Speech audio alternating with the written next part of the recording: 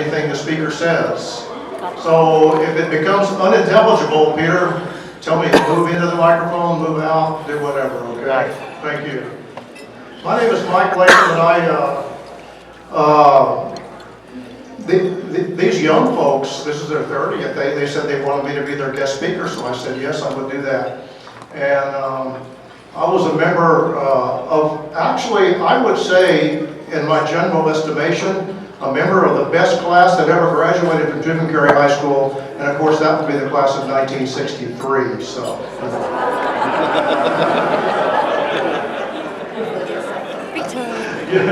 I see the 65s back there, and you know what, guys?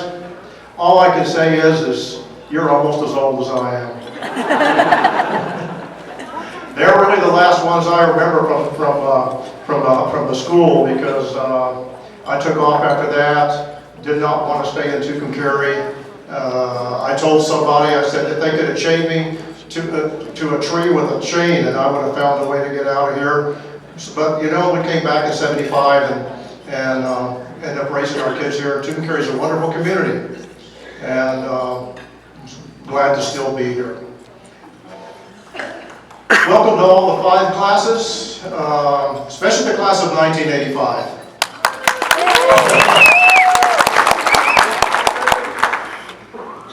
And I just, I'm going to keep this real short. And I might have to put my glasses on because things don't work as good as they used to, and I have to put, my arms are too short, you know, I have to put the paper way out here, and I may have to use my glasses too. But I'm going to keep this speech very short. When Lisa contacted me and I said, I want to keep this speech really short because she said, that's fine, talk about whatever you want to, or you want to keep it short, long, whatever, she didn't care. But I have been through many reunion speeches, and some of them go on, and I'm hoping this one will be about 15 minutes at the most. I'm hoping. But I want to address my remarks particularly to the class of 1985 because, in my experience, the 30-year reunion really is a special reunion. We had ours obviously in 1993. It was the last one that was in the old Elks Club. And from now on, they've all been in here. It was our 30th reunion. And it really is a momentous and a very special reunion. And you know, it's a time when 30-year reunion is a time when you've pretty much raised your families, some have grandkids, and you kind of have a chance to stop and look back and say, obviously where did the years go, but you gain a little bit of perspective on everything. And you know, it's also a time when you realize you've made the journey. And you have this 30-year journey, and you've made a journey. And you've survived it through thick and thin. And, you know, economically, the last few years have not been very good. And times are tough. And, you know, the economy was a little bit better when you guys graduated, better than it was in the late 70s and then the early 80s. And everything, it was a little bit better. But, you know, economy hasn't been so good. It's hard for people to come to their reunions and stuff. I don't know where the years have gone since you guys graduated. This class of 1985, and I'm not saying that just because they asked me to be a guest speaker, although, well, maybe I am, I don't know. No, it's not really true. You guys were a really, really good class. I remember you with great fondness. And, you know, Bob Parnell was the high school principal when you guys graduated, and he wrote something in your annual. I still have I kept your annual because, well, my daughter's in there, so I said I better keep the annual. If she found out that I threw her annual away, I might get assassinated. But anyway, he said it best when he described you as having achieved much in a quiet and reserved manner. In other words, you were really good kids. And I mean that. And I mean that. I'm scared.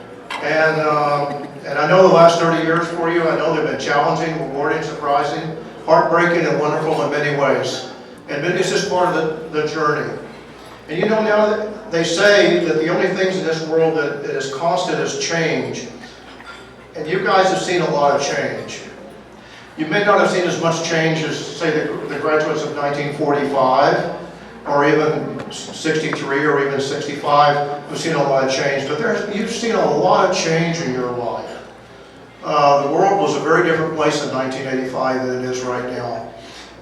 Technologically, socially, the country is just a very different country now than it was in 1985. And just the change in technologies, like Facebook, for example.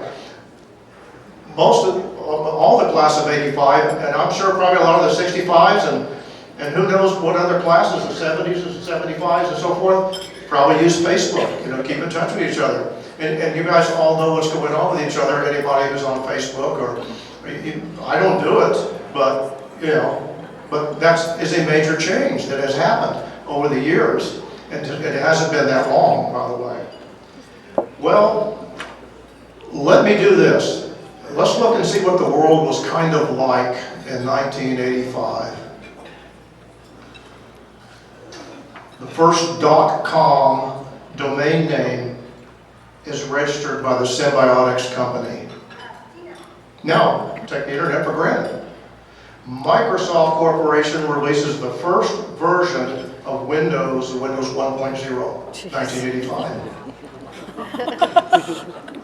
CDs are introduced to American consumers. Now that was just yesterday, wasn't it? They say CDs are on their way out.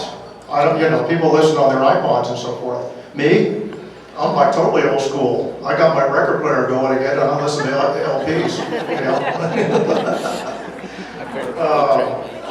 Nintendo Home Entertainment System was introduced. Mikhail Gorbachev became the last and final president of the Soviet Union. No more Soviet Union. How many of us, especially us older ones, how many thought that we would ever see the end of the Soviet Union? And you could go to Russia right now and take a train all the way across Siberia and come out. You should have to pay the fare. What a big change in the world. Huge change in the world. The United States' first mandatory seatbelt law go into effect, and that was in New York State. And I believe Patrick said it in New Mexico, it was in July of '85, that mandatory seatbelt use in this state as well.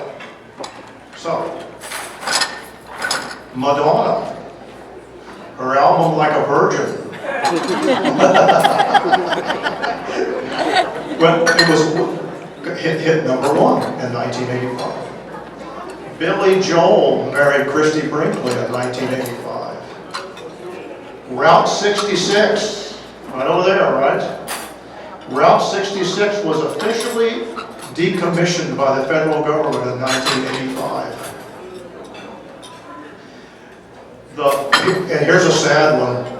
The first of the 5 cyanide-laced Tylenol victims died. Remember the Tylenol scare?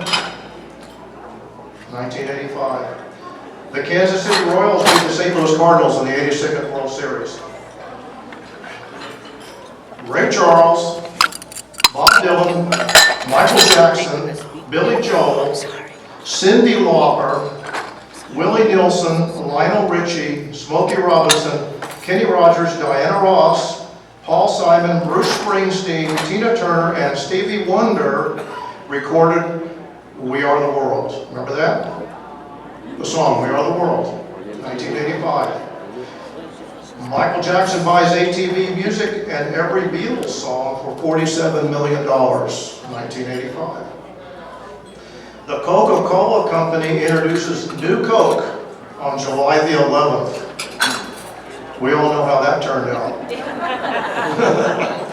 6 months later, they went back to the original Coca-Cola Classic.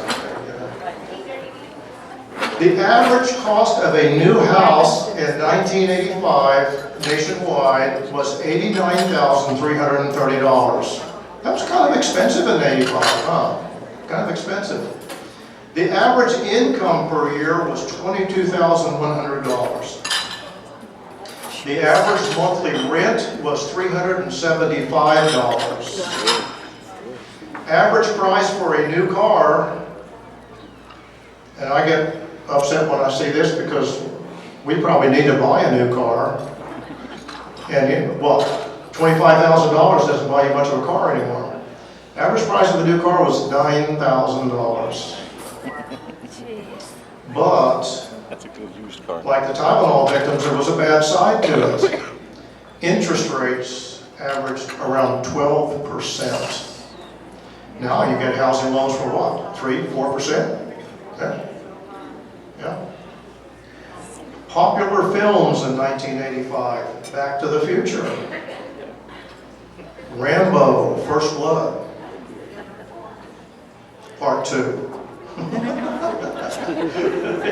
Rambo, First Blood, Part 2.